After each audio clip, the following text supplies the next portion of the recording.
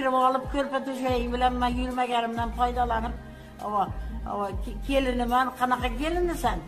Men senga odam tilida aytdimmi shu paytam? Sen men tufayli Shamsiddinga erishcha qo'ysang, uning qonuni xotini bor, bitta bolasi bor. Bera Shamsiddin kelmaydi degan gapni men aytganman senga. Sen nima o'zingcha 4 oy yashadim, 4 oy qaradim, 2 kunda men seni haydaganman. Ana boshqa tanishimni keltirib, Saboxonni chaqirib Farg'onadan, seni Saboxon boring bu ayoli ibarib keldi, yig'mang nersangiz, boring uyingizga, kvartirangizga deganmanmi?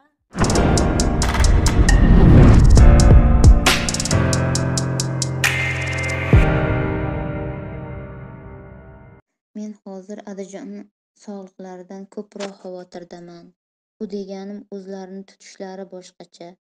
Gap so'zlari avvalgidek emas. Qanaqadir ko'z qarashlari ham bir boshqacha-da, baribir qanaqadir bir xavotirli, bir qo'rquvli qaraganday o'zlarini tutyaptilar-da, Adajon. Shunday bir buyuk insonni, yurt suygan san'atkorni yo'q qilib, uy-joyini o'zlashtirish uchun bu ayol qandaydir miyani muzlatadigan bir dorilar berib yurgandir-da deb o'ylayman o'zimcha.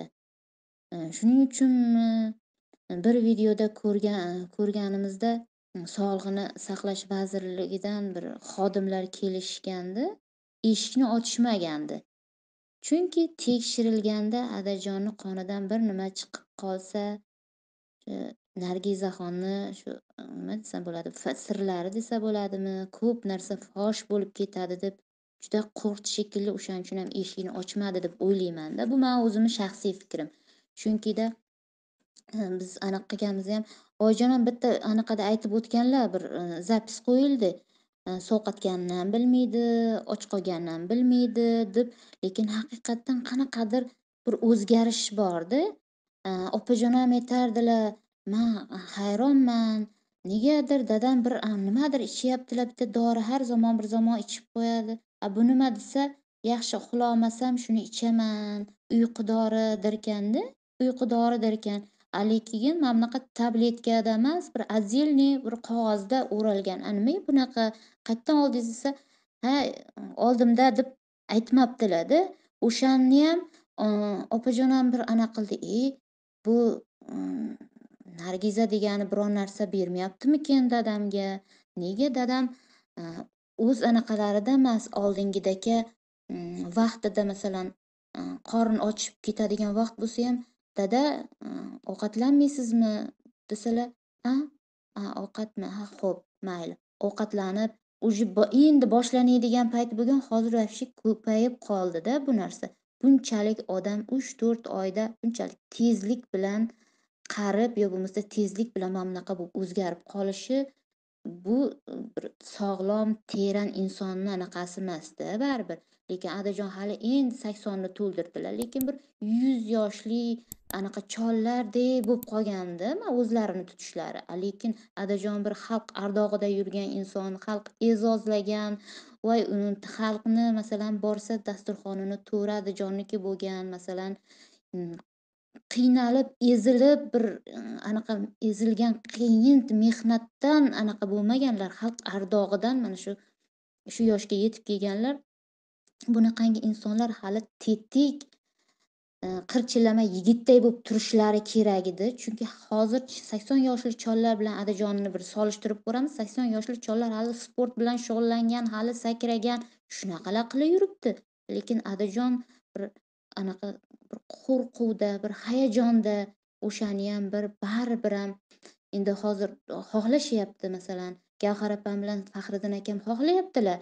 Ota-onamiz sog'lig'idan xavotirdamiz, tekshirtiraylik deb ular intilishib turibdi. Lekin haligi nimadir qilib, nimadir ta'sir qildirib, bu ikkita masalan Oyijon bilan Adajonni bu Faxriddin akamga ham Gavhar opamga ham nisbatan qandaydir qarshi qayrab qo'yganlari uchun bularni kirg'izishmayaptilar ham, bularni eshitishni xohlashmayaptilar ham. Bular jonini yeb, sizni tekshirtiraylik, sizni mana shunday qilaylik, menga ishonmasangiz masalan davlatdan bir anaqa oliylik xodimlar bilan man mayli bir o'zimga ishonmasa hech kim masalan xalq oldida man xalq bilan borib mana shu tekshirtiray boshqa qilay deganda ham bunga yo'l berishmay turibdi. Masalan kirg'izishga masalan u ko'rib turibsiz reshotka qancha baland, masalan necha marta anaqalarda ko'rsatib o'tishyapti, reshotka baland, reshotkadan oshib o'tishi imkoni yo'q. O'sha reshotkani bu yoqdan qulf osib qo'yib, u yoqda zvonokni bosib bo'lishmasa, bu yoqdan kirib ularni anaqa qilib bo'lmasa, masalan hozir ham masalan man o'ylayman, shu kechayu kunduz parvarish qilib qarab o'tirganiga ham ishonmayman-da. Kechayu kunduz parvarish qilib qarab o'tirganlariga ham ishonmayman. Ularga parvarish kerak. Parvarish kerak. Lekin bizaga yo'l bersin, mayli bizaga yo'l bersin, kirg'izishga yo'l bersin, biza kiramiz. Haqiqatan jonimizni qo'yib, joy bergani joy topmasdan qaraymiz biza. Lekin bizga yo'l bermasdan ham o'zlari ham yaxshi qarashayotgani yo'q, men bilaman. Lekin ha yaxshi qarashi. Lekin haqiqatdan borib ko'rilsa, unaqa yaxshi qarashilayotgani emas-da, yaxshi qarashilayotgani emas. Bironta bir na shogirdlari kirisha oladi, na biron yaqin insonlar kirisha oladi. Hech kim kirib bemalol ular bilan bemalol dardlashib suhbatlasha olmasa, bu nima ahvol? Telefon raqamlar o'zgarib ketgan. Biza gaplasha olmaymiz, ahvollasha olmaymiz, so'rasha olmaymiz. Kirishga ruxsatni mana bunaqa qilib qo'yilgan. Hech kim, masalan, mendan ham ko'p, men shogirdlari ham, boshqasi ham, sen o'sha uyda yashading, sen shunaqa qilding, sen yo'l topgin deyishyapti. Men qanday qilib ayol boshim bilan yo'l topaman? Erkak boshi bilan Faxriddin akam yo'l topolmay turganda, masalan, o'sha adajonni, oyjonni parvarish qilib, hozir masalan nomiga o'tkazildi deyilgani bilan, lekin faqat nom hech narsani o'zgartirib bera olmayapti-yu. Gavhar opam ham kirolmayaptilar, masalan, kirib o'z ota-onasini himoya qila olmayaptilar. O'zlariga qarshi qilib qo'ygan. Bular sanlar maqsading boshqa narsa. Bularda nima maqsad bo'lishi mumkin? Bularning maqsadi ota-onasining sog'lig'i, faqat sog'lig'i. Chunki masalan to'g'ri, oddiy avom xalqdan ko'ra ular nima bo'ladi? Xalqni nazaridagi insonlar bo'lgani uchun ham baribir unaqangi ota, unaqangi masalan bo'ladi, mashhur inson, masalan xalqni ardog'idagi inson farzandlari ham ardog'ida bo'lishi kerak. Lekin o'sha narsaga yo'l qo'yilmayapti, yo'l berilmayapti mana. Masalan, ichkariga kirib olib, endi yana keyin g'iybat hisoblanadi, boshqa hisoblanadi. Keyin mana kommentariyalarda yozilyapti, sen unaqasan, g'iybatchisan, g'iybat qilasan. Bu g'iybat emas, bor gapni aytyapman, lekin men bor gapni aytyapman.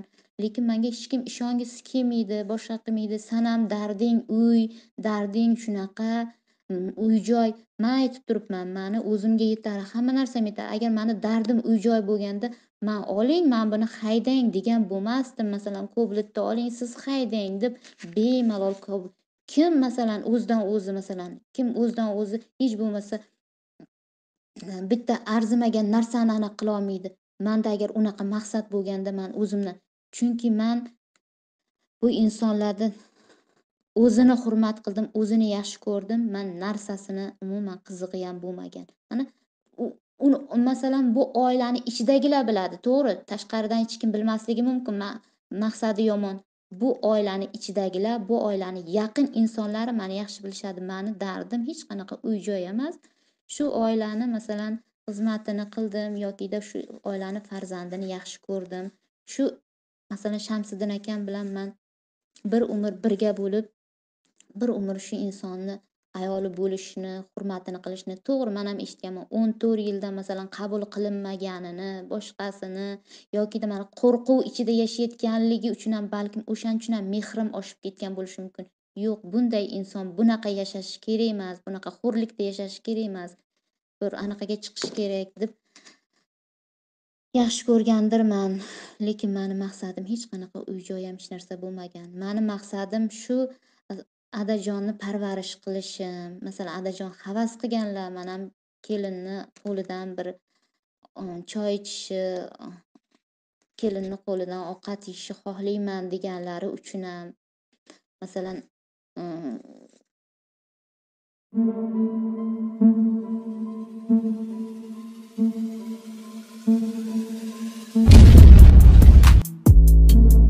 Alloh